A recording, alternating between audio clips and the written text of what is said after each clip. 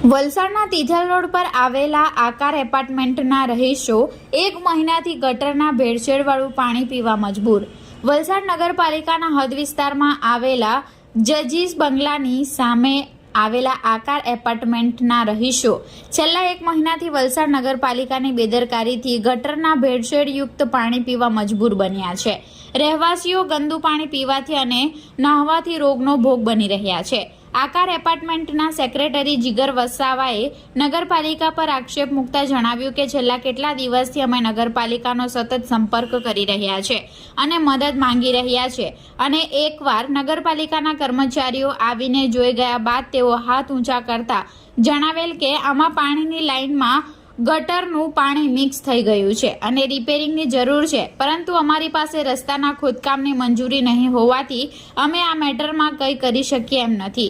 આ બાબતે યુવા આગેવાન ડોક્ટર નીરવ ભુલાભાઈ પટેલે મીડિયા સાથેની વાતચીતમાં જણાવ્યું કે એપાર્ટમેન્ટના રહીશો દ્વારા ટાંકીમાં આવતું નગરપાલિકાનું પાણી દેખાડતા તેમાં રીતસરની વાસ આવી રહી છે અને પાણી એકદમ કાળું અને અંદર કચરો મિક્સ થયેલો જોવા મળે છે।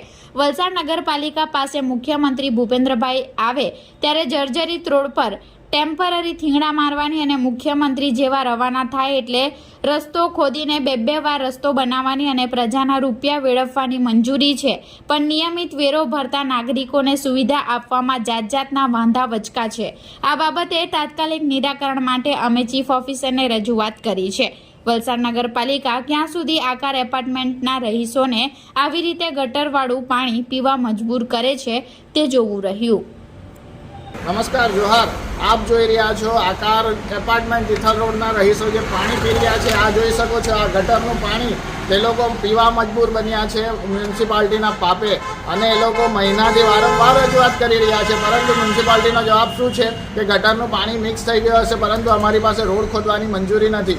રોડ ખોદવાની મંજૂરી નથી શું કારણ કે અત્યારે મુખ્યમંત્રી ભૂપેન્દ્ર દાદા આવ્યા ત્યારે મસ્ત રોડ ટીપટાપ કરવામાં આવ્યો, ખંડેર રોડ, અને મુખ્યમંત્રી જેવા ગયા તેઓ ફરીથી રોડ ખોદી કાઢવામાં આવ્યો। મતલબ અઠવાડિયાની અંદર પ્રજાના પૈસાનું 2 વાર વેડફાટ કરવાનો સમય છે ત્યાં, પરંતુ આવી રીતના જે વલસાડ મ્યુનિસિપાલિટીના જે રહીશો છે, નાગરિકો છે, તે લોકોના સ્વાસ્થ્ય સાથે કોઈ લેવા દેવા નથી। અત્યારે ગઈકાલે જ વલસાડ ઔરંગા નદી પરનો બ્રિજ, જે નવનિર્મિત બ્રિજ છે તે ઢળી પડ્યો, અને ઉમરસાડીનો ઝૂલતો પુલ હોય કે વલસાડ ધરમપુર રોડ પર જે જર્જરિત હાલત છે, કે ધરમપુર કપરાડા રોડ કમરતોડ સર્વિસ છે, આવી રીતના કંઈ કેટલા ભ્રષ્ટાચારમાં આ વલસાડ જિલ્લાનું તંત્ર પડી ભાંગ્યું છે। માટે તમામને એક અપીલ છે કે હવે અવાજ ઉઠાવો, નહીં તો ક્યાં સુધી આવી રીતના દબાશો। જોહાર, વંદે માતરમ, ભારત માતા કી જય। વાળું પાણી 1 મહિનાથી અહીં આવે છે, એમાં જ અમારે કોગળા કરવાના, નહાવાનું, વાસણ ધોવાના, કપડાં ધોવાના, અને 1 મહિનાથી આ કોન્સ્ટન્ટ પ્રોબ્લેમ ચાલી રહેલો છે। અને આ લોકો એમ કહે છે કે તમારી ગટર ઉભરાઈ રહેલી છે। હવે ગટર ઉભરાય એના પાણીના સાથે શું લાગે વળગે?